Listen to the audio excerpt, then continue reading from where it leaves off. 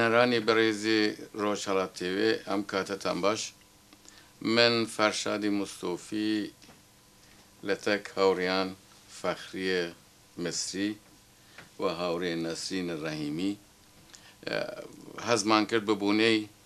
سیوەیەکی جۆزەردان ڕۆژی پێشمەرگەی کۆمەڵە دانیشتنێکمان ببێ و لە خاتراتە قەدیم لە گوزەشتە یادی بکەین یادیگر لە ڕەفیقەکان لەو سەردەمەوە چوو و تیا بووین لەو تاریخەوە گوزەرە و هەزمانە کرد ئێوەش لە تەکمەڵە هاوڕێ فەخری با لە تۆ دەست پێ بکەم 45 ساڵ لە دامەرزاندنی هێزی پێشمەرگەی کۆمەڵە و دامەرزاندنی کۆمەڵایەتی دیارە لەم زەمانە توولانیە هێزی پێشمەرگە چالاکی یەکجار زۆری بووە کە هەموو خەڵکیش ئاگادارن خۆشمان تیا بووین بەشێک وەزعیەتی ئێستا چۆنە بینی من پێشتر باسیەوە بکەم کە پێشمەرگەی کۆمەڵە لە کوردستاندا هەمیشە نەخشێکی زۆر تایبەتی لە ناو خەڵکدا بووە مەحبوبیەتێکی زۆری بووە و لە هەر لە ئەڤەڵەوە بناغی خۆی داڕشت بە ئیتمینانەوە بە ڕێزی لە خەڵکەوە بە ڕێز لە گەورە بچکەوە بۆ نمونە بۆ بەشداری لە تەواوی چالاکەکاندا لە زمانی قیامدا چ دوای قیام لە کوردستاندا هەمیشە نمونە بۆ خەڵکی کوردستان و ئەمن هەچە نفکر دەکەمەوە بەغیر ئەس ئەوەی کە هێزی پێشمەرگەی کۆمەڵە وەکو نیرویەکی زۆر قەوی کە لە ناو دڵی خەڵکدا خۆی جێ کردەوە بەس سەری لە ناو دڵی خەڵکدا خۆی جێ کردەوە هیچی دیکە نابینم چون هەر لەوەڵەوە دوایی کە کافوات لە مزاکرەدا لەگە بۆ مەسەلی خۆت مختاریوانە مزاکرەیان کرد هەر ئەوە بۆ خۆی زۆر بڵاو بۆ یان نەخشێکی زۆر وەسیعی لە ناو خەڵکدا پێکێنا نەخشێکی وەسیعی بوو کۆمەڵە و توانی جێی خۆی بکاتەوە لە شۆڕشی کوردستان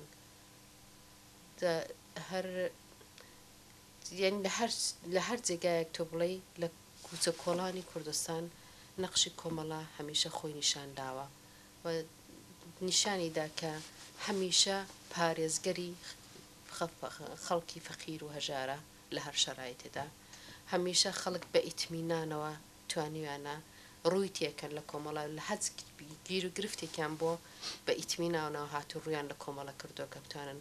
کۆمەڵە کۆمەکیان بکە و هەمیشە کۆمەڵە لە هەر شەرایەتێدا توانیوێتی کە نەخشی بێ و یارمەتی خەڵک بدە هاوڕێ فەخری تۆ وا لێرە خەڵکی مەهابادی وانە لەو سەردەمە ساڵی 57 56 58 لەو سەردەمەوە پێشمەرگە هاتە ناو شارەکان و ئەکسەران ئێمەگەر جوان بووین لەو سەردەمە تازە پێگەیشت بووین تازە دنیامانەدی خۆت وەکو کچێک چۆنت پێشمەرگەی کۆمەڵت ئەدی تایبەتمەندی پێشمەرگەی کۆمەڵت چی بوو و تۆی ڕاکێشە من پێشبەی بەشێکی ئەوەی کە کاکم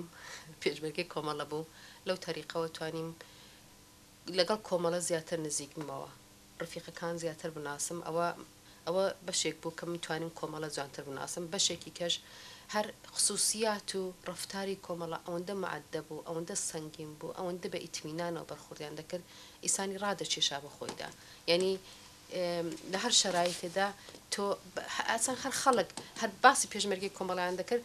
ئیتمینانی تێدا بوو بڕوای تێدا بوو بۆ خەڵکەکە یعنی هەر ئەوە هەمومانی ڕادەکێشا بە تایبەت شتێک کە زۆر مشەخەس بوو ڕۆشنبیران زۆر نەخشیان بوو لەوێدا یعنی هەمویان ڕاکێشان بەرەو کۆمەڵە ڕۆشنبیرانی شاری مەهاباد وەختە ئەم پێما بێت لە بەشەکانێکی دیکەشە هەربا بوو بەڵام مەسەلەن لە جەریانی شوراکاندا وەختە شورا بە وجود هات کۆمەڵە زۆر نەخشی بوو نەخشێکی زۆر بەسیئی بوو بە تەواوی خەڵکی ڕاکێشە ینی فەوری جگای خۆی کردەوە چونکینە بەجیە بە شتێکی بوو کە هەر با قسە نەبوو عملی دەبوو عملی بوو بۆ خەڵک تەرەفداری تێدا بوو ئارە پرشتنی تێدا بوو بۆ خەڵک زەحمەتی تێدا بوو بۆ خەڵک ئەوە خەڵک دەیدی نەیدەتوانی خەڵک چاوپێشی دەبکات لەو شتانەدا جا بۆیە زوو کۆمەڵەجێ خۆی کردەوە بە نەزەری من سەری دوای ئەو شەرانە سپاس بۆ تۆ دوای ئەگەڕم و سۆزێک سوالی ترم هەیە لەسەر مەسلەی مەهاباد و منتەقەی مەهاباد و شاری مەهاباد خۆشم پێشمەرگایەتیم لەوێ دەست پێ کرد ڕاستەکەی هەزەکەم زۆرتر قسە بکەین بەڵام ئەگەڕینەوە بۆ لای هاوڕێ نەسرین هاوڕێ نەسرین تۆ لە منتەقەی سنەوە هاتی لە شاری سنەوانیە خەڵکی سنەیت و لە شاری سنەوە تەنیایش نەبووی تێدادێک لە خانەوادەی ئێوە بوون بە پێشمەرگە تۆ وەکو جوانێک لەو سەردەمە وەزعیەتی پێشمەرگە چۆنەدی تایبەتمەندی پێشمەرگەی کۆمەڵە چیەدی چ شتێک بووە خەڵکی ڕاکێشە بەرەو پێشمەرگەی کۆمەڵە چه تایبەتمەندی وجودی بوو کە ئەو جەوهەرەی ئەدا بە پێشمەرگەی کۆمەڵەوە خەڵک خۆشی گەرەک بووە خەڵکە ئەتمادی پێکرد هەزەکەم لەو زەمینە وەکو خاترێک لەو سەردەما سەردەما من فرەتر لە سنە نەبووم واقعا من لە دێهاتەکانە معلم بووم ولی هەرەوە کە لە دێهاتەکانە بووین و خەڵکە یانوت ئێمشە و کوڕەکان تێن ئەوە بوو خەڵک دڵگەرمی فرەخۆش بوو ولی ئێمە چۆن خۆمان تەشکیلاتی بووین و کاری تەشکیلاتیمانە کرد خۆمان قاتی ناکرد لەبیرمە لە دێهات کامیاران بووین شەوێ وتیان کوڕەکان هاتنەوە ئەوای خۆشمان بە معلمەکانمانەوە بێ چونکە معلمەکانمان واقعا ئینسانگەر خاسێکن ئەو وەختە شەویش شەید عەبێ کەوانە یادی بەخێر چونکە من خۆش گوبرام لە دەرەوە بوون لە وەختە خۆشمان لە ئرتباط تەشکیلاتیمان بوو وتی بە خەڵکەکە من ئەچم تەک معلمەکانتانە قساکەم لە دەرگاکە ساحی ماڵەکەمان هاتووتی خواهش و لێکم هیچ کارێکتان بەسەر ئەم معلم گەڕۆنەوێ هەرچەند ئێمە ئیتمینانمانەست بە ئێوە کە ئێوە مدافع حقوق ئینسان و حقوق ئێمەن و بۆ ئێمە تەلاشەکەنمانە خلاصە شێدا بە هات ماڵ و کەمی قسەی کرد و ئێمەش لەو فاصلە فرسەتگەرە ئیسفادەمانە کرد و کۆمەکای ماڵی و نازانم پوزەوانە چنین و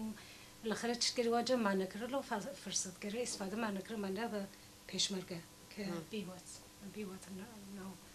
پەلۆگەردانەکان لەو وەختیشە من خۆشکم خۆی لە کامیاران بوو یعنی تەنیا دڵخۆشی بووە ئەو مردمە سەبتا ئێوارە هینیانە کرد یەواشیواش بە گوێچکە ئێمە یانە هاورد خوا بکەیم شو کوڕەکان بێنەوە جا وەختێکیش ئاهاتن بۆ گشتە ئستەقباڵە و کە خەڵک ئەیکرد لیان ئەو خەڵکە کە خۆیان واقعان محتاج بوون شەکیان سرە بڕی ئەو خەڵکە کە خۆیان نانیان نەوبیان بە مناڵەکانیان خاسترین شتیان غەزایانەدا بە پێشمەرگە ئەوە فرە بەرچاو بوو دوای ئەوە کە ئیتر ئێمە کەفتینە شەرایەتێک کە مەجبور بووین یانە زانیان پێمان بەخرە ئێمەیان تەبعید کرد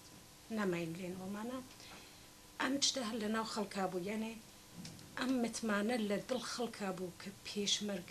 پێشمەرگەی کۆمەڵە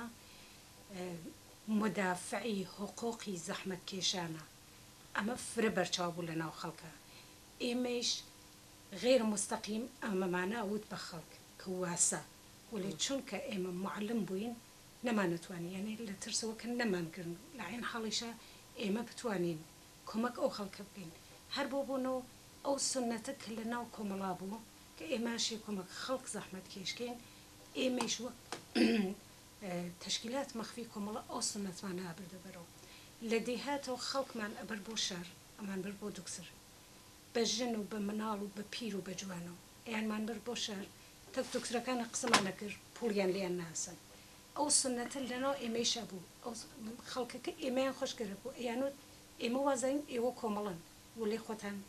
هیچی نایژن مەزورم ئەو سنەتگەرسە کە پێشمەرگەی کۆمەڵە وەک مدافع ڕاستەقینەی خەڵک بەجێ هێشکە ئەو سنەتە بێ ئەنازە مهمە سنەتێکە کە لە ناو دانەدانەی ئێمە گەراکە لەو شرایەتا بووگین ئەم سنەتە ماگە ئەمە ئەوینین لە زندگی واقعی ڕۆژمەڕەمانە لێرە هەر ئەو ڕەفیقە قەدیمی گەرە لەم تشکیلاتە لە هەر کام لەم تشکیلاتە بن تشکیلاتگەر کۆمەڵە بن بهر حال هر أو مدافع راستقينين أم سنة أشي بباريس جيت أشي لناو نصلي تازي بيش مرقي كوملا أم سنة بچيتا برو وقتی که ایمه بوین به پیشمرگه ایتر کار کردن و فعالیت کردن علنی چتک بدیهی بو یعنی لگیان خود گذشت کردن چتک بدیهی بو تو پیشمرگه نتوانی بیجی ام کار نکم ام وظیفه تشکیلاتی نام برو یعنی ام سنت حزبیه که هیچ کسی کش نه بیجی تو مجبوری بیکی چون چتکه داوطلبانه بو به ایده و به افکاری کترو ام کارگرها کریه من هذا كم على راب برسياري كوليبكم مبارزات الجنان لو سردم لكردستان بتايبت لشاريسنا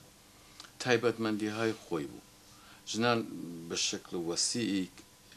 لمبارزة شركتي عن كربو بتايبت اگر درست بيجم راه بيماي مريوان نقشی برجسته‌ام بوجنا و کاملش نقشی برجسته بود لسازماندانی ام راهپیمایی و بشداری کردن لو بسرانجام گیاندنی تو خود او لو سردم وضعیتی جنان چون ادی استا چون بینی لو سردم من وزنم بتایبت چون خم لسنوات کم جنانی شاری سنا هم لراه بيماي مريوانا هم لجنب سجوا روجي شاری سنا فعاليتك واقعا برشاويان بو مال نبو لجير زمينية كيا غزا دروس نكا بو بيشمرقا بو بنككان بو گروه امداد مال نبو هرچيك ازوقيا نينيري بو بنكا يعني او تشتيشه فرتر لناو جنكان ابو لناو دايكا كان ابو إيسا دليلي أو بوكا كرخيان لنا بنكبو يا بيش مرقبو دليلي أو تشتسك جن هميشه نقشي بيش روي هس مثلا من أمدي بياغا كان كساحي مالبون لجر زمينية كيانا إما غزا من دروسا كربو بيش مرقا كان كلا سنغرا كان أبون بياغا كان نقشي كوهايا نبوا كان كشتي جنا كان دايكا كان بياغريكا بإصلاح لو وقتا مناليان جوان بو يعني دليل كيشي وازنم او ترسيك بولوكا منالكي اما اتشيتو تشتيكي بيتيتو معنا ولي جنان هميشه دل اوالا تربوغن هميشه بيشرو تربوغن نازنم اما يكي لخصوصيات جنانا كهميشه لطول دوراني كاكا بيشمرقه وجودي بوغا اكثرا دايكا كان بون كأهاتن بشون منالكان يانا اكثرا دايكا كان بون كل رجا اجيريان عزيتا كريان بهيسرو ببيادو بهزار مكافات كيف بكيف بشون من الله كان يناهاتن ولي كم تربيش هات كباوكا كان بو أنا زخويا بخنا عزيت إذا من قرك من ينقش باوكا كان نفي كموكا هر باوكري كيشبون كواقعا فدا كاريانا كر ولي أو سردما ارتباطات تشكيلات دروا تشكيلات داخلها أكثرا لترغشنا كانوا جيبجيو يعني أو جرعة شهامته أو خاص شورش جيرانا كلا نوجنا كان أبو بي أنا زبرجست أبو تاوك أولين دسي بيش مرقي جن شكتابو لشرايتك أولين دسي جن بيش مرقي شكتابو كحكومة خراوترين مسائل ومطالبي لمورد كومالو أنوسي كجنان أو كومالا بتشتك فاسد وخرابي إذا كمثلا جنان بين درو بالآخر حكومة إسلامية يعني أوجده تك موازين إسلامنا هاتو ولي جنان كوملا مبارزة كربر عليه أو بينشا لأنه دي هاتا كان أو أفكار دوا كفتك كجمهورية إسلامية سعي كر بخلق دايسة بيني لأنه مردمان نما لدي هاتا كان بخلق فرق يندانانيا من پیش مرگی جنم یا پیاگم چه بسا چون جنیش بوم فراتر هوشیان پیمانو بوم فراتر دلسوزیانه کر بوم من فراتر تشویق مانیانه کر و اویشیانه اوت که ای وجهه سربرزین اما خلقی که سوادی که نبو آگاهی سیاسی نبو تنیاچتی که لزندگی انا لسیاست دیوان کاملا ڕاستەکەی من نازەکەەوە لێرا شتێک بڵم ئەو دەم کە ئێمە پێشمەرگە بووین جەولەکە ئەمان کرد تەقسیم بووین بە ماڵان ئەچوین ئەم لاوەلا ئەمجار من سعیمە کرد هەمیشە جۆرێک بڕۆم کرد نەفەری کچ یا دوو کچ تەکما بێ زۆرتر هینیانە کرد زۆرتر احترامیاندانا تاویڵیانە کرد قەزای گەرمیانەدامە ئەمۆڵان یان بەسەڵان باوەڕ کە فرەوەخت پێشنهادیانە کرد هەمام و چت دروستکەن باژنەکان مەسەڵەن هەمامکەن یعنی ئەو احترامە تایبەتیەوە ژنان بوویان بەڕاستی ئێمە شاید استفاده وارەکرد لە ئەستاردەمە بەڵام واقعی بوو لەلایەن خەڵکە و تەبلیغاتی جمهوری ئیسلامی نەیگرت بوو چونکە خەڵکەکە ئەیدی نا فاسد نین ئەمانە هین نین ئەو فەداکاری کە خەڵک ئەیدی و ئەو جانفشانی وە ئەیدی خەڵک تەبلیغاتی جمهوری ئیسلامی نەیەگرت هین نەبوو لەو زەمینە لەم زەمینە شکستی خوارد اتفاقا جمهوری ئیسلامی لە تەبلیغات بەرەلەیە کۆمەڵە لەسەر تایبەتەن لەسەر مەسەلەی ژنان هەر بەو دەلیلش تەیفێک وەسیع لە ژنان ڕوویان کرد بە کۆمەڵە چ لە سنە چ لە مەهابات لەو سەردەمە وەختی من هاتم بۆ پێشمەرگایەتی وتم پێشمەرگایەتیم لە ناوچەی مەهابات دەست پێ کرد و بۆم زۆر جالب بوو تەیفێک وەسیع لە ژنان پێشمەرگەی کۆمەڵە بوون لەو منتەقە و یاد و خاتریان هەمیشە هەست هەمویان چێوانەی کە شەهید بووگەن چێوانەی وە ماگن بەڕاستی فەداکار بەڕاستی دڵسۆز بەڕاستی من بۆم واقعان ئەجایب بوو من خۆم یەکی لە خارج هاتم زەهنیەتی کەم نەبوو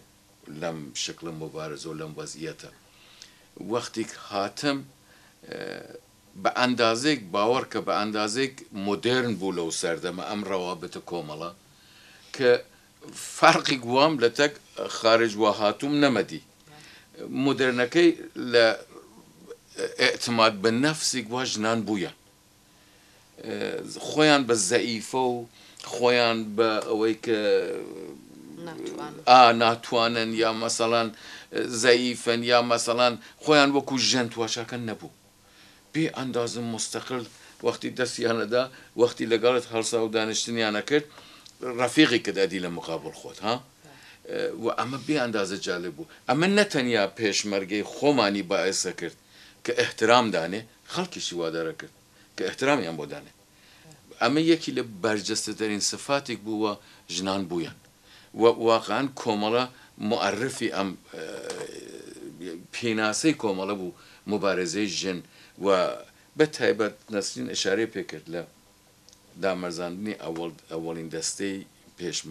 پێشمەرگەی موسەلە کە ئەمە ئەم سنەتەی کۆمەڵەدانە واقعاً و یەکی لە زیباترین کارهایی کە کۆمەڵە کردوێتی جیالەوە پێشمەرگەی کۆمەڵە هەمیشە پێناسیەوە بوو کە دیفاعکە لە کرێکاران و زەحمەتکێشان لە مافی چۆساوەکان لە ژنان لە مناڵان لە تەواو لە ئەو نابەسامانی و نائەداڵەتی کە لە کۆمەڵەدا بوو لە کۆمەلگادا بوو کۆمەڵە ببوو بە پیناسەی ئەوەی کە دیفاعەکە لەو بەرعەلەیه نائەداڵەتی مبارزەکە ئەمە سفەتی کۆمەڵە بوو و خەڵک وەمان ئێمەیان وا ئەناسی و ئەمە یەکی لە زیباترین پێناسەی کە یەک ئەنسان ئەتوانێت پێیاکە لە جامە بەڵام بگەڕێنەوە بۆ ناوچەی مەهاباد لەو سەردەمە وەختی هاتی بۆ سەفی پێشمەرگە خۆت چۆنت بینی خۆت ڕەوابەتت چۆن بینی بەرخوردی کوڕەکانت چۆن بینی چه ئەنتزاراتی کرد بوو و چۆن بەراوردە بۆ ئەنتزارەکانت من خۆم ڕاستەکەی ئەوڵە کە هاتم بۆ پێشمەرگاتی هەچەندێک کۆمەڵە بووم بەڵام کەمێک حاڵەتی مەسحەبیم هەبوو شەرمشتم زۆر دەکرد کەمێک ئەوانە مەسافیدا بوو چون من لە خانەوادێکی مەسەبیدا گەورە بووم جا بۆیە هەچەندێک دەمهەویست مەسحەبی نەمێنم بەڵام هەر مەسحەبی بەرخوردم دەکرد حقیقەتەن جا بۆیە ئەوەڵەکانی کەمێک بۆم سەخت بوو بەڵام ڕۆژ بە ڕۆژ زیاتر ئەو ئیتمینانە و ئەو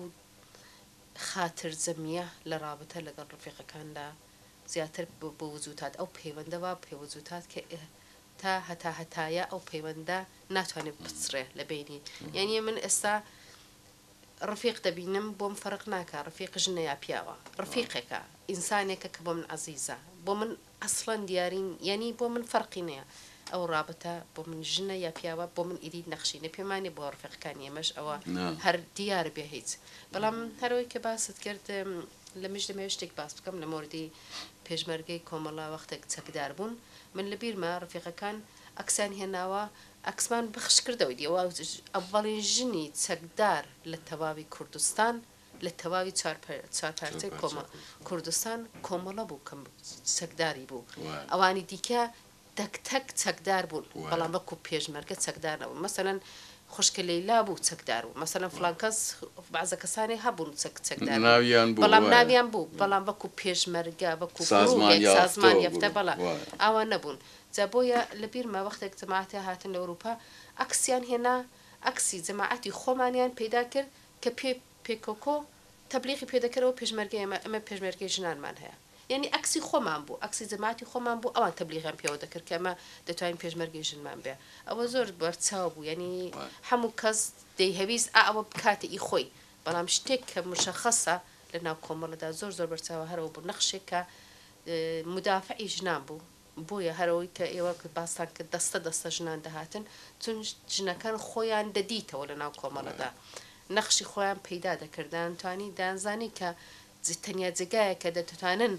بە ڕسمیەت بناسرن وەکو ئینسان ناو کۆمەڵەدا بوو جا بۆیە ئەوە زۆر نەخشی هەبوو بە هیچ وەخت ئێستاش کە وەکو هەر نەسرین باسی کرد نەخشی کۆمەڵە لە ناو تەکتەکی وجودماندا ماوە ئێستاژە ناوە جامعەی ئێرەدا ئەو ڕفیقەکانی کۆمەڵە کەسانێکن کە لە ناو جامعەدا قابل ئیتمینانن ناو جامعەدا لەناو ڕفیقی لە ناو کەسی سوێدیدا لە ناو دەوروبەردا تۆ دیاری فەرقت هەیە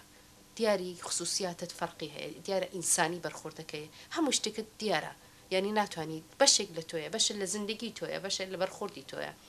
فکری تازە ئەمن بەداخەوە لە ناو کۆمەڵە شتدا نەماوم ئێستا ڕاستەکەی بەڵام افتخار دەکەم بۆ ماوەی کە لە ناو کۆمەڵەدا بووم چۆن منی کرد بە فەخریەک کە ئێستا لە خۆم ڕازیم ئەحساس دەکەم کە کەسێکی مفید بووم لە جامعەدا تا ئەو وەختی کە لە ناو کۆمەڵەدا بووم ئێستاش لە ناو جامعەی ئێرەدا مفیدم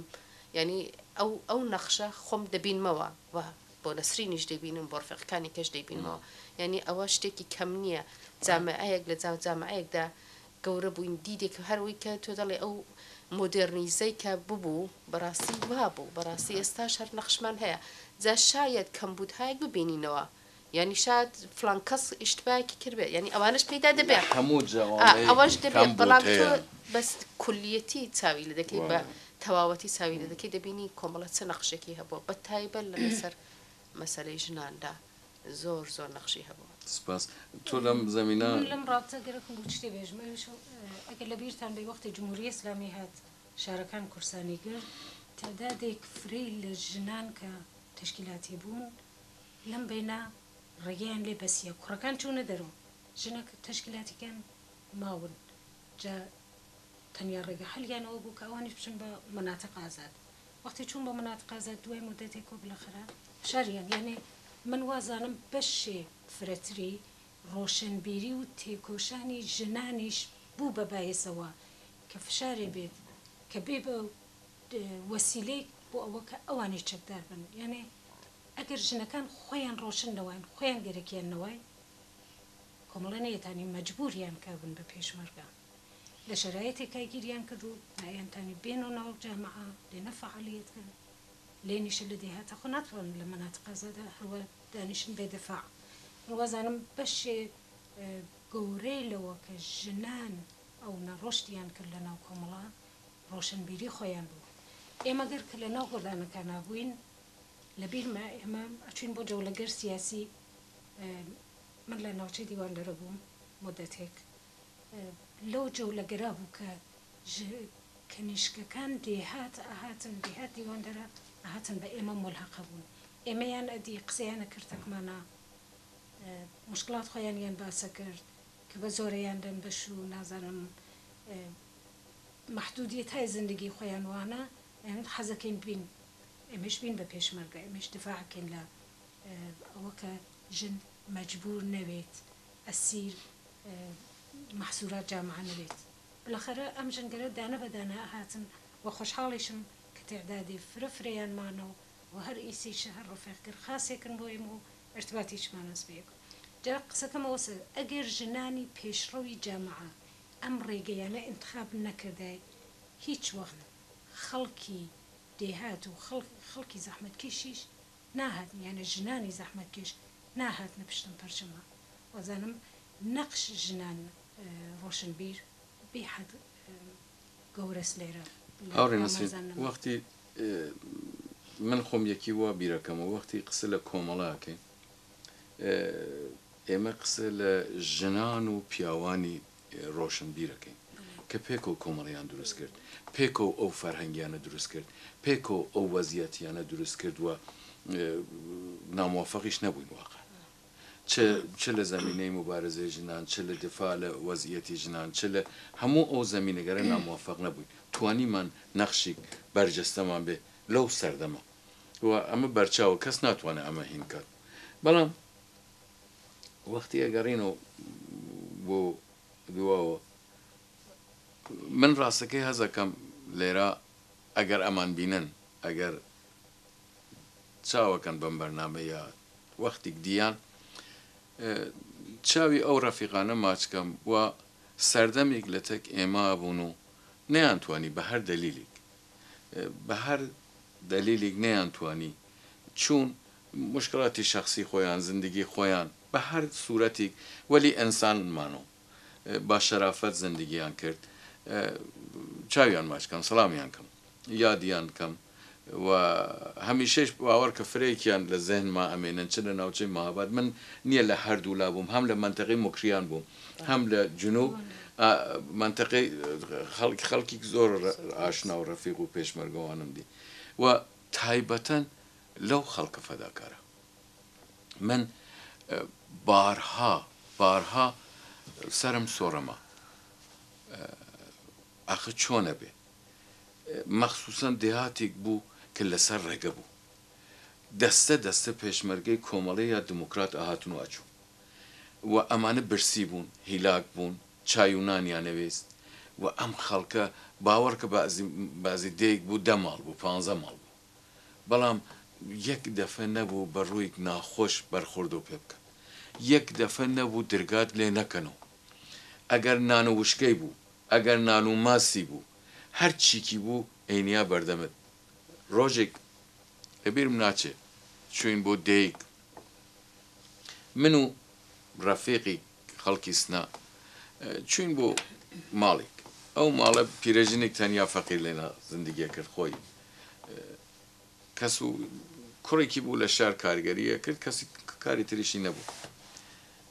ئەڵا ئێمەش زۆر برسی بووین هیلاک بووین فەقیرە نیمە شەو هەڵسات چای دروست کرد بە پشتی قوز و نەیتوانی ئیسە بیرەکەم و چەنی سەخت بوو واقعان بەڵام ئەمانە نان و ماسێکی ئاورد نیا بەردەمە ئەو بەرادەرە وتی ئەرێ دایە هیلکەتان نییە دووسێدانە هیلکەمان بۆ هینکەی تایسە من لە پێشمەرگەی کۆمەڵم نەژنەف بوو داوا بکات تۆزێک سەخت بوو بە من تا ئەو بەرادەریشتە دیار بۆ فرە ئەو ڕەفیقبەرە فرە فشاری بۆ هات بوو یا مدەتا بۆ قەزای گەرمی نەخوارد بوو یا هەرچی بالاخره وتی بعدیش فۆران وتی پوڵەکەی ئەدەم ها یعنی فۆران ئەوەی وتی ئەگەر هەیە ئەی سێنم هیلکەوە ئەو ژنە تەماشاوانی کرد وتی بەخوا ڕۆڵە هیچی کەم نییە ئەوەیش ماسی بەیانی خۆم بوو تۆ وەختی ئەوەتە ئەدی ئەو دەرەجە لە فەداکاری لە گۆزەشت لە ئەنسانیەت وەڵا دایکیشت لەگەڵی وای ناکرد تۆ 10 دەفە مزاحەمی دایکت بۆ نیمەشەوە ئەوە دێڕۆڵە بخەوە بۆ ئەوەندە ئازیەتەکەی بەڵام ئەو خەڵکە باوەڕکە بە ئاواتم فرە وەخت بە ئاواتم ڕۆژێک بێت بگەڕم دانە دەستیان ماچکە دانە تەشەکوریان لێ بکەم ئەوان دیارە بوو من تایبەتە نەیان کرد بوو بیر و باوەڕی خۆیان بۆ وڵاتەکە بوو ئەو بیر و نەخشە وا لە زەهنیانە بوو مبارزەکە کە ئەوانیش تیا بوون بالاخره ئێمە تەنیا نەبووین ئەم شەپڵەوە بوو لە ئێمە و لە خەڵک و هەمەتی ئەو مبارزەیە کرد منتها هەر ئەو فەداکاریەش وەختە بیرم ناچێت دەمێ بڵم فقط ئەوان دانهێز بەشدار بن لە شۆڕشەکە بەو جۆرە دانهێش بەشداری خوان نیشان بدەن ینی هەرەوە نان دەتوانی بێن بە پێشمەرگە بەڵام دانتوانی ئاوە کۆمەکەن جا هەر لەبەر ئەوات کۆمەڵەتوانی بێتە کۆمەڵە چونکینە لە هەموو زمینەیەکەوە کۆمەکی وەردەگرت لە خەڵک لە شارەکان کۆمەکی وەردەگرت بە جۆرێک لە ناو دێهاتەکان بە جۆرە کۆمەکی وەردەگرت لە لایەن ژنەکانەوە لە لایەن دوکاندارەکانەوە تۆ هەچی بڵێ لە هەموو سنفەکانەوە کۆمەکی ئەوان دەدا بە شێوەی خۆیان بە ئەندازەی خۆیان دە هەر ئەوەیە کە توانی شۆڕشەکە زیندوو ڕاگرێ ئەگە هەموو هاتوان بێن پێشمەرگە خۆوەختەی دی کەس نەبوو کە بتوانێت ئەوڕێ فەقری ئیسە کە قسەی ئەماکەن ئەگەڕم بە تۆش نەسنگ چه پێشنەهادێکت هەیە بۆ ئەوەی کە دووبارە کە شۆڕش زیندووە نەمردووە واقعان بەڵام شاید ئۆفتێکی کرد بێ بەڵام چه پێشنەهادێکت هەیە بۆ جوانەکان بۆ لاوان کە بەشدار بن لەم شۆڕشە لەم نابەسامانی هەو مشکڵاتەوە هەیە بە نۆیک نەخشیان هەبێ بە نۆیک دەستێکیان هەبێ چۆن بیرەکەی تۆ لەسەرمە وەڵام پێش هەموو شتێک فکریەوە دەکەمەوە چۆن ئەو جوانانە نەجات دەم لە تەڵەهایە کە جمهوری ئیسلامی دایناوەتەوە بۆ جوانەکانی ئێران لە تەریق فەسادێکە بۆ وجودی هێناوە لە تەریقی ئاعتیادێکە بۆ وجودی هێناوە لە تەریقی ئەوەی کە بێئیتمینانیەکە لە ناو جامعەدا بە وجودی هێناوە کەڵک و کڵۆکایەکە لە ناو جامعەدا بە وجودی هێناوە بە نەزەرم جوانەکانمان پێشوەی خوان لەوە خلاصکەن ئەوە نەخشێکی مهمی هەیە ئەوە لە دەرەجەی ئەوەڵ بە نەزەرم ئەوە سالم بمێنن بتوانن ئیتمینان بە یەکتر بکەن ئەوە نەخشیەوە دوایش ئەگە فکر بکەنەوە ئەگە هەروە لە خۆڕا لەگەڵ هەموو حزبە گروهەیە نەکەون ئەم پێشنهادم ئەوەی دەبێت فکر بکەنەوە ئەو گروهە ئەو سازمانە ئەوە چی دەڵێ تاکوونێ بتوانین چی کردو و چی دەڵێ ینی پیشنهادی چییە جام پێم بێ دەبێت زیاتر هەمیشە جوانەکان نەخشێکی تایبەتیان بۆ لە شۆڕشتا و ئێستا لە ئایندەشتا هەر دەبێت ینی هەمیشە ئێمەش بە وەختی جەوان بوون ئەو نەخشەمان بوو کە ئەڵبەتە شاید ئێستاش نەخشە خۆمان نیشان بدەین مەلی بەرحاڵ ئەو وەختە هەمیشە جوانەکان نەخشیان هەبوو ئەو وەختەش ئەم دەم هەوێت جوانێکی سالممان بێ بە ئیتمینان بە غوڕورەوە بە ئیتمینان بەخۆیەوە بۆی کە تەقەلابدا لە زیندگیدا بێعداڵەتی قبول نەکە لە دەوروبەری خۆیدا سعی بکە نەخشێکی مثبەتی بێ ئەوە بە خۆی ئیتمینان بۆ وجود دێنێ دوو ڕۆژێکە ئەو ئیتمینان بە تۆ دەکاگە زمانێک تۆ بتهەوە حکوومەتێک بە وجود بێن ئەگە توزانم خود مختاری بێ هەر شتێک بێ بە ئیتمینانێک کە بە تۆ هەیەتی دەتوانانی تۆ ڕێی بتۆ بدا ئەگە بزانێت تۆ کەسێکی فاسد بووی جوانەکانەکە زانێ ئەوە وەختە نەخشەکەت منفی دەبێتەوە ئەمن وای دەبینم ینی ڕاستەکەی من ناڵم هەمووتان هەڵسن بسن شۆڕش بکەن چون ئاوای نابینم ئەمن دەڵم ئەوڵە دەبێت وشیار بین لەو هەموو تەڵانەی کە جمهوری ئیسلامی بۆ مەیداناوە بە تایبەت بە جوانەکانی کوردستان خۆمان پارێزین تۆ چۆنە بینی نەسین من وازانم ئەگەر ئەو جوانگەرە ئەو ئەزمونە کە ئێمە ئەو فەرهەنگا کە ئێمە بەجێمان هێشت وەک کۆمەڵای قەدیم ئەگەر ئەوە بپارێزن و ئەرزش دانن بۆی یعنی بوو بە کولتورێک بە ئەرزش لە ناو مێژووی شۆڕشی کووردا ئەگەر ئەوە بپارێزن بەر ئەساس ئەوە ئەوان خۆیان تەطبیق بن وەزانم فرە موافقە بوون هەر هەڵەگەڕێتەوە بەسەر خۆپاراستن لە هەڵەهایی کە جمهوری ئیسلامی دانیابە بە انحراف چوون بە ئاعتیاد بە هەزار مشکلتر هەڵەگەڕێتە لەسەر ئەوەکە سعیکەن پێشڕۆ بن سعیکەن ئاعتمادیان بێ بە یەکگرتووییان بێت ئەمانە بەشی لەو کارەسەکە ئێمە کردمان ئێمەش ئاعتمادمان بوو بە یەک ئێمە خۆمان پاراست لە شەرایەت و وەزیەتی خراوکە ئەو وەختە بوو بالاخره متوانیمان خۆمان وەک سازمانی شکل بین ئەگەر ئەوانیش بتوانن ئەو کارەکەن بە ئەمە لەو ئەزمونگەرە ئیسفادەکەن قەدری بزانن بیوەنە بەرەو نێڵن بمرێت بنظرمنەوە فرە مهمە شتێک من کەفتە بیرم ئەگەر وەختەست لە ڕابطەتە کۆمەک مردمە ئێمە دوو گۆردان بووین لە ساڵ 64 بوو چین بۆ وتیان پێمان بچن بۆ جەولەی سیاسی بۆ ناوچەی دیواندەرە ئێمە بووین و گردان کامیاران هێزی شەهیدانی کامیارانیان پێوت چوین لە توول ئەو جۆلاکە ئێمە قرار نەبوو ئەسڵ فعالیت نەزامی بکەین یا چێ فرا جمهوری ئیسلامی فرا هاتە سەرمان چوین بۆ ناو ئاواییک بەناو ئاوای کوتک لە ناوچەی دیواندرا لە دەشتێکە بوو کە ئەسڵەن کێف بدۆریۆنەوە یعنی ئەگەر دەرگیریک پێش بەهاتای لێنە یەکدانە پێشمەرگە گیانی بەدەر نابرد چونە ناو ئاواییەکە شەو لێنە خەفتین ئەم ڕۆژەکەی تری و ئێوارە کە پێشمەرگە لە خەو خەوری بوو چون فرە هیلاک بووین لە شلێر و کەفتووی نەڕێگە چوین لە پەنجەرە ماڵەکە و تاشامان کردیمان بان ماڵەکەن پڕیە لە پاسدار شوان ئاواییەکە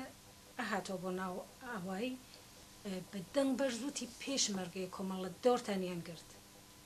ئەو ماڵە کە ئێمە لە ناویا بووین ژن ساحی ماڵەکە چوو دەستی بەندەم چوانەکە وتی قسەمەکە بە هەر نەزان پێشمەرگە هەنا ئاوایە خلاصە ئەم پاسدارگەرە لە بان ماڵەکانەوە بوو لە بیرمە فرە کەس گەرمان تەکا بوون کە ئیسە ناویان ناوم شاید خۆیان حەز نەکەن وەلێ بالاخره چوونە ماڵێکە کمیتە ناحیە و کمیتە منتەقە فکر کەمە وەختەتەکمان بوو لە فقط یەک پەردە لە بینیان نابوو یعنی لە بین پاسدارەکان و پێشمەرگەکان فقط یەک دانە پەردە بوو ولی ئەو مردمە ئەو نە زانیان چۆن بەرخۆردکەن و ئەو نە مهم بوو بۆیان کە پێشمەرگە بپارێزن یەک نەفەریان دەنگی نەکرد دوای سەعاتێک 2 سەعات و تقریبەن لەبان ماڵەکانەوە جو کەمێ هاتو چویان کرد و ئاواییان بەجێهێشت خەڵک ئاوای سەعات 2 نیمەشە وتیان بە ئێمە بچن بان بالاخرە دەرگیرنەوە چوینە ئاوای کانی چەرمگیش ئاوایەکەی ماڵ مام ڕەحمان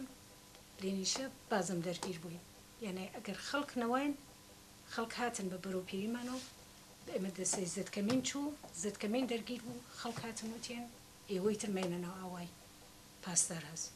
یعنی نەتەنیا لە زەمینەی کۆمەک ماڵی و خۆراک و ئەوانە ارتباطاتێک کە ئێمە تەکشارەکانە بوومان تەک خانەوادەکانمانە ارتباط ئیطلاعاتی کە ئەوان بە تەشکیلاتیانەدا ئەوانە کۆمەکهای گەورە بوو بۆەوە ئەو تەشکیلاتە بتوانێت هەرچی فرەتر خۆی بەپارێزێ لە چتای دەرگیری های ناخواستە ئەوە خاترێکەوە من مەسەڵەن هیچ وەخت لە بیرم ناچێتەوە ئاوە پاسدارەکەم دیێنێ چەند ساڵ بوو لە دەرەوە بووم پاسدار ئاوە لە نزیکۆنەدی بوو زۆر موقعیت بووە پێشات بۆمان لە چەندین من خۆشم تایبەتەن لە چەندین دەرگیری بووم بەم 1 متر و 2 متر نزیکی ئەنسان ڕوبڕوە بوو بەڵام چتێک وە من خۆم حەزەکەم وەکو البته لە حەدێکانی وە ڕاهنمود بم یعنی هیچ کەمان فکر ناکەن ڕاهنمود بین ئێوە چی بکەن هەر کەس بە تایبەت لە ئیران لە شارەکانی کورسان جوانەکان زۆر هۆشیارن زۆر فەهمیدان زۆر شیوەهای مبارزەیەک بێ ئەندازە جالب انتخابەکەن کە بعضی وەخت ئینسان تعجبەکە چۆن ئەم دەرایەت و عەقڵ و فەهمە هەست ولی واقعیەتە هەست و مبارزە ئێدامەی هەست و لە ئەشکاڵی مختلف شتێک من وا خۆم فکرەکەم جمهوری ئیسلامی بەر ئەساسی تەبعیزدا مەرزاوە یەکی لە شعارهای ئەسلی کە ئینسان ئەشی بەرەلەیهی مبارزە کات بتایبەت لە جمهوری ئیسلامی مەسەلەی تەبعیزە تەبعیز لە تەواوی ئەبعاد جامعە وجودی است تبعیض ژن تبعیض نژادی مذهبی جنسی هەموو نوع تبعیضی وجودی است جمهوری اسلامی اصلا استواره لەبان تبعیض سوار بووە یەکی لە مبارزات ئەسڵیەشی مبارزە بەر عەلەیهی تەبعیض بێ و دامەرزاندنی و ئیدعای دەرخواستهای دموکراتیک کرده دائما ڕژیم لەم تەریقە بە چاڵش کێشە و خۆیان باشتر ئەزانن من ناتوانم لێرە بژم چۆن سازمان بن خۆتان بەڵام من فکرەکەم کە ئەگەر بکرگی لەم زەمینە بەتایبەت جوانەکان بە شتێک جالبت ئشارە کرد هەوڕێ فەخری ئەوەی کە واقعان خۆیان بپارێزن لە هەڵەهایی کە ڕژیم دەیانێ بۆیان یەک مەسەلەی ئێتیاد یەکی لە مشکلات و عومدەی جامعە است بەتایبەت لە ئێران و لە کورسانیش زۆر خانەوادە دەرگیر بوون، زۆر خانەوادە بەدبەخت بوون، مناڵەکانیان تەفریح نییە، کار نییە، زندگی نییە، ئەو قەم و قوستە و ناڕەحەتی وە لە دڵ جوانی کەس کە نازانێت چی پێ بکە لە گۆشەی ماڵەکان بدزی بە ئێتیاد، ئەمە فاجعەس متاسفانە. و ئەگەر بکریا کە جوانەکان لە مەجموع جۆمبشێکیان دروست کرد بە بەرەلێ ئێتیاد، واقعاً جالبە بوو.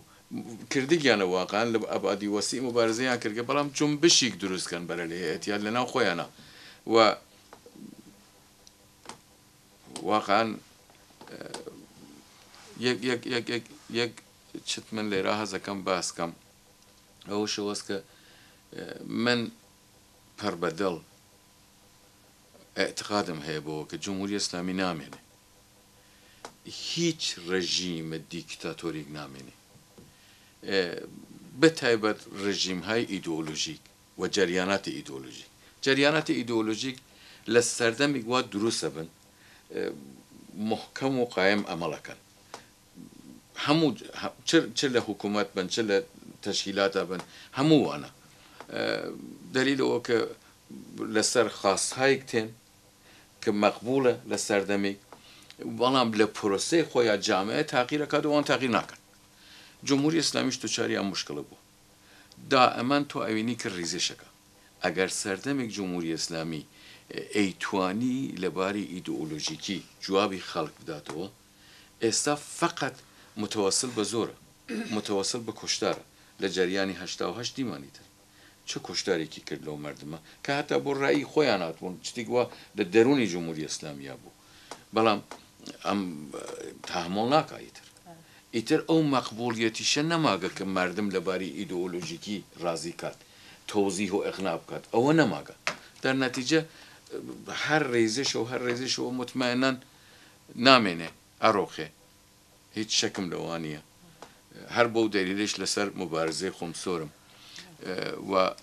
داوایشم وەست کە مبارزە بۆ دموکراسی مهمترین بەخشی مبارزەی هەر ئینسانی کە بە نەزەری من، و ئومیدوارم کە توانی بێتمان ئەگەر هەوڕیان قسێکیان نییە. من یەکانە باس بکەم لە مۆردی جنبشێکە خەڵک جوانەکان بۆ زیادیان هێناوە. یەکێ لەو شتانەی کە ئێستا زۆر پەرەی پێدراوە، مەسەڵەن کوهنەوەردی جوانەکان دەچن بۆ سەرچیە و دوایی بۆی کە ئەشغال کۆ دەکەنەوە، ئەوانەوە جنبشێکە کە تازە بۆ وجود هاتەوە جوانەکان بۆ وجودیان هێناوە. ئەوە شتێکی باشە بەڕاستی، یعنی هەروەی کە باست کرد بە دروست جنبشهایەکی دموکراتی بۆ وجود بێنن، جنبشهایەک جوانەکان کە سالم بێ بتوانن ئیتمینان و ڕفاقەت و هەموو شتانەی کە ئێمە مبارزەمان بۆ کردەوە بتوانیمانە نیشان بدەین کە چەندە دەتوانێت تەأسیری خۆشی بێت تا عمرێکی زۆر تەأسیری بۆ منداڵەکانیشمان هەیە. ئەو نەخشە بتوانن دیسان پەیداکەنەوە، ینی ئەو بئیتمینان و ئەو ناخۆشەی کە لە ناو جامعەدا بە وجودیان هێناوە بتوانن هەڵی جێڕنەوە بە شێوەیەکی دروست. ئەو جنبشانە اتفاقاً ئشارەت بۆ کرد لە بینێک لەوە پێش بوو سنە ئاویەر ئاگریگر بوو چیان کرد. دائما تۆ لە فەیسبوک ئەدی ئەتوانی تاقیب بکەی چەندی مردم لە وسعەتێک جوانەکان بەشدار بوون. بینێک لەوە پێش دیم هەرەوەی کە تۆ قسەت کرد جەمعکردنە ئاشغال و شتەکان، گشت جوانەکان کەفتبوون ئەو کاریان ناکرد، یا دووبارە دیم جنبشێک بەرەلێ شکار ئەسلاحەکانیان ئەشکان. بێ ئەندازە زیباس، بێ ئەندازە مۆدێرنە، بێ ئەندازە پێشکەوتووە لەم دنیای نابەرابەرە ها، و ئەمە ئەنسان بەڕاستی خۆشحاڵەکە، ئومیدوارەکە، و وەختی ئەوینی خردی ئەو جامعە بەو هەردەسە چۆن من هین نابوو. بالاخره خەڵک خلاقیەتگەرێکیان هەست بۆ نیشاندان اعتراض خۆیان بە ئەو حکوومەتە. ئەوینین مەسەڵەن چونکە ئیجازەیان نییە ڕەسمەن شاعر و ئەوانە داوەتکەن، نویسەندە و شاعر داوەتکەن، خەڵک شارسنە لە ئاویەر جەماوەنەوە شاعرەکانیان تێرن بڵنگ و دایانن شعر ئەخوێنەوە تووە و شارسنەتی دێنە. ئەم خلاقیەت و ئبتکارە لە ناو خەڵکە بێحەد مهمە. ئەوەسەکە جوانەکانن جوان هەمیشە پێشڕەوە ئێمە خۆمان جوان بۆگین ئەزانین لەو شرایطە کە تۆ جوانی تو خەریکی ڕۆژ دەکەی چنێکیش پێشڕەوی چنێکیش نەترسی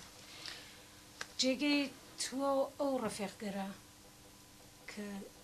لەم ڕێگا گیانیان لەدەستا لە ناو ئێمەگەرا خاڵیە من خۆم شخصەن افتخارەکەم کە جزوێ بووگم لەو گزشتەی پەڕشانازیە سەر تەعزیم دانم بۆ ئەو دایک و باوکەرەوە ماڵەکانیان لەم ڕێگە لەدەستا جێگەیان خاڵیە بەڕێز بێ واقعا یادیان بەخێر تەنیا کاری وە ئێمە ئەتوانین کەین دوایەوان ئەوەس کە بە دایک و باوکان بڵێن بەوارە زەمان بەردەوام و ئەوانە هەمیشە لە دڵمان من خۆم یەکی ڕاستەکەی وەختی ئەنسانە چێتە ناو خاترە خاترە یەکجار زۆر وەختی بیرەکەی تۆ چاوا بەسم ئەچم بۆ بەناتق شەید کەماڵی وەلیانیم لەبێت لە مەهاباد وەختی لەگەڵ ئەم بەشەرە ئەچوون بۆ ماڵان لەوە فێربووم کە چۆن لەگەڵ خەڵک قسە بکەم لەوە فێربووم چۆن لەگەڵ خەڵک چ ڕست بە ئێحترامێک بە خەڵکدا یا شەید خەسرە و ئەسان ئەخە نازانی ئەمانە واقعان نمونەهایەک بوون کە سەختە پێیاکردنیان سەختە پێیاکردنیان ئەنسانهایەک بەم دەرەجە لە شەرافەت و دانە تەک من ئەگەر ناوبووەم هەموویان هەن واقعان بەڵام یادیان بەخێر و سپاسەکەم بۆ ئێوە کە ئێمەتان تەحەموڵ کرد ئومیدوارم کە